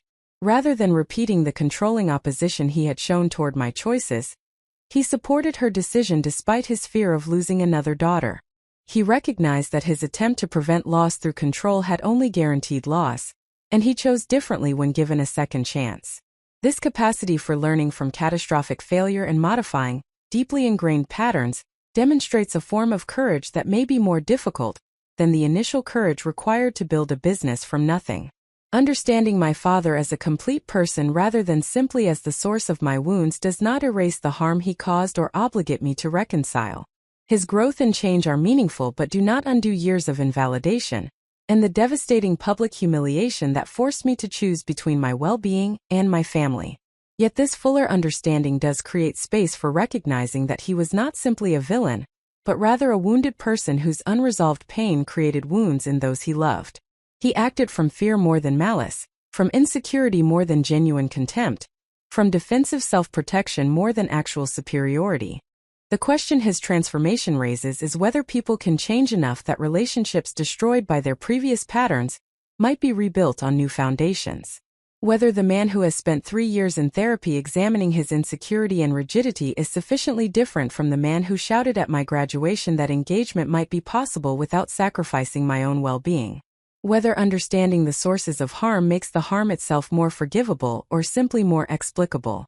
I do not have answers to these questions as I prepare for Maria's wedding and the possibility of seeing my father for the first time in 5 years. But I recognize that he is more complicated than I have allowed him to be in my protective narrative, that his story contains its own pain and struggle even as it also contains genuine harm to me. This recognition does not determine what relationship, If any, we might rebuild, but it does mean that whatever happens will need to account for the full complexity of who we both are rather than the simplified versions we have each been carrying. Up next, you've got 2 more standout stories right on your screen. If this one hit the mark, you won't want to pass these up. Just click and check them out. And don't forget to subscribe and turn on the notification bell so you don't miss any upload from us.